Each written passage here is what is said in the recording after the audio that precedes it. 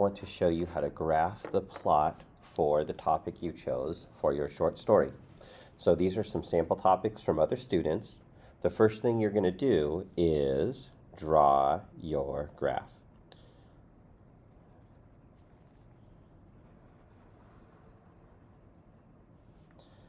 And then I want you to make your graph into 4 sections. First, I'm going to graph the event density up here, and I'm going to use green. That's going to be high event density. This is going to be low event density. Now I'm going to think through each of these 4 sections.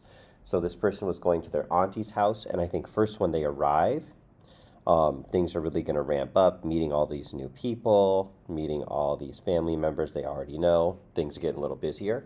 That's step 1 right there. Section 2, they start answering questions from their relatives, mostly true. They ask how school's going. They give a mostly true answer. They ask about their friends. They give a mostly true answer. And I think there's still a lot going on, so this is going to stay even. Step 3, they have to take care of their baby niece, play with their little cousins, maybe their older cousins. That can kind of get wild and crazy unless you got really calm cousins and family. There's a lot going on. And then finally, everybody settles down to eat food. And I think everything calms down. But that really depends on your family and if you have loud, dramatic meals and dinners or if it's a little more relaxed. So now that I've done the event density, I'm going to go ahead and do the tone. So this is going to be a positive tone up here. And this is going to be a negative tone down here.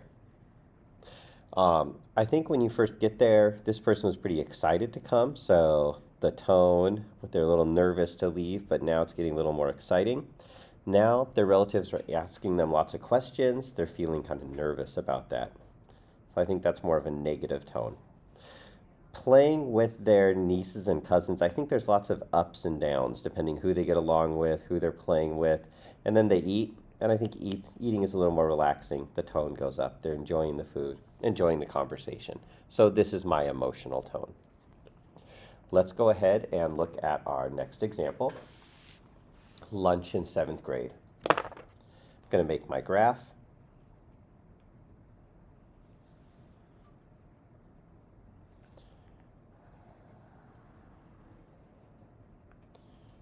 I'm going to make my 4 sections.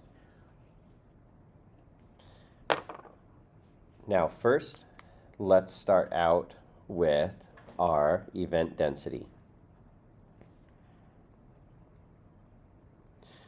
Getting down the hall, I think is just, from the minute you walk down there, there's just lots going on. I'm going to say there's a lot of things to observe, lots going on. I'm going to put pretty high event density the whole way. Deciding where to sit, I think at first people are pretty nervous until they kind of find a place to settle down and things calm down.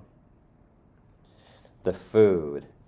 You know what you're going to eat. You may have mixed feelings about it, but I don't think it's much higher event density. And the conversation, the background noise, I'm sure that can get a little wild. And so that's going to go up here. Now, let's look at the tone.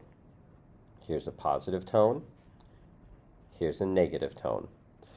I've seen the halls getting to lunch, and I see kids all over the place. So I think the tone is going to be up and down. Deciding where to sit, I think first kids are nervous, so that's a little more negative emotion, and then they finally choose a place, and I think it goes up to positive. The food, that's really mixed. I have heard wonderful things about some school lunches and some that are horrible. Maybe you bring your lunch for home. That's going to be different for all of you. For me, I think it's not exciting. It's just kind of in the middle. And last, the conversation and the background noise, I think that's going to be really up and down too. You might get upset with people. You might have some fun things you say. I think that's going to be up and down like this. Let's look at our next example.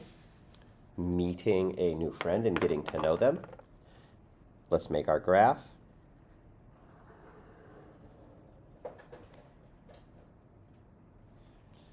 Now that we have our graph, First, let's do event density.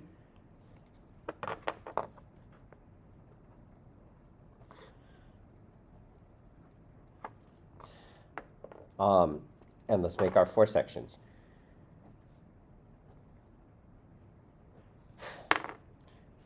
First, I think you're going to have some mixed feelings. You're excited to see this person, but there's not a lot going on. You're just barely talking to them. I think event density at first is kind of low until you first start to talk to them, and then that event density finally starts to raise up as you get to know them. Texting them, you get their phone number.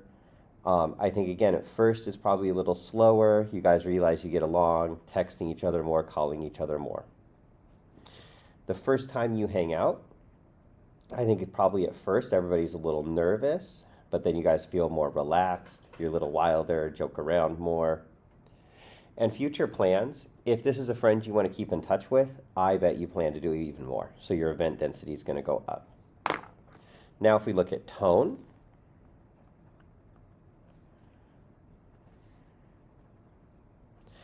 I think you're going to start out feeling nervous down here. And then as you connect to that person, you're probably not feeling great, a little nervous, but feeling a little better. Texting is a little bit exciting, mostly a positive emotion. If it's a friend you get along with, but maybe a little stress along the way. So I think that's going to be a little up and down, but mostly up. The first time you hang out, I bet you're real nervous at first, probably down here. But if this is somebody you want to keep hanging out with and spending time, it's probably ending up here. And your future plans, if you're keeping this friend, I imagine are going to stay up here too. Let's look at our last 2 examples. Starting a hobby, could be art, could be basketball, whatever it is. For this person, it is art. I'm going to make my graph, 1, 2, 3, 4. Make my 4 sections. I'm going to start with event density.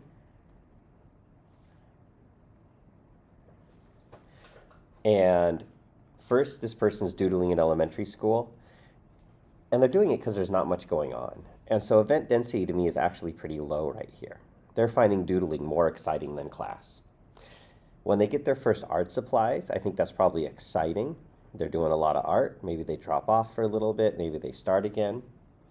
They get their first sketchbook. They probably use it a lot at first, drop off, ramping up again. And future plans, they're probably thinking about all the art they want to do. So maybe there's YouTube videos they like to watch to learn to do art. They're going to do art in some of their classes. So I think that's going to be a steady uphill event density. How they feel, their tone, I think it's going to change. As they doodle in elementary school, the tone is probably a mix of worried they're going to get in trouble, but also enjoying it. Their first art supplies, I bet at first they struggle to do art well, so they're frustrated, but then they feel better. Practicing their sketchbook, I bet frustrated at first, then feeling better. And their future plans, if they're going to keep up this hobby, should go up like that. Last example, community center after school.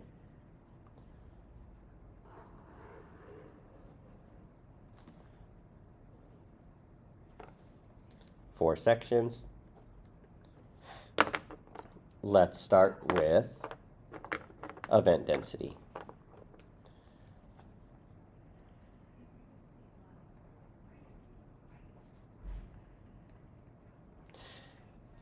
Arriving there, I think there's a lot going on. You see all those kids, things are ramping up. You hear all the phones and gossip, a million things at once. Finding that right group of friends to hang out with, I think it's going to be stable. It's not more than was going on before. And then as you leave, it's going to ramp back down. The tone, I think the tone, when you first arrive, kids are feeling nervous and excited, so I think you're going to see a mix. Listening to all those phones and gossips, once you're there, I think it's a little better tone, but still a little nervous, some up and down. Finding the right kids probably feels really stressful at first, so I'm going to say the tone goes down until you find that group. And then when you're leaving, it's probably a mix. So if you just want to stay there and you're sad you have to go home, it's going to drop down. If you're ready to go home and chill, it's going to stay up. I'm going to keep mine kind of in between. So that's an example of how you can graph your topic so that you can lay out your plot in 4 sections, which you'll use for your Google Classroom assignment.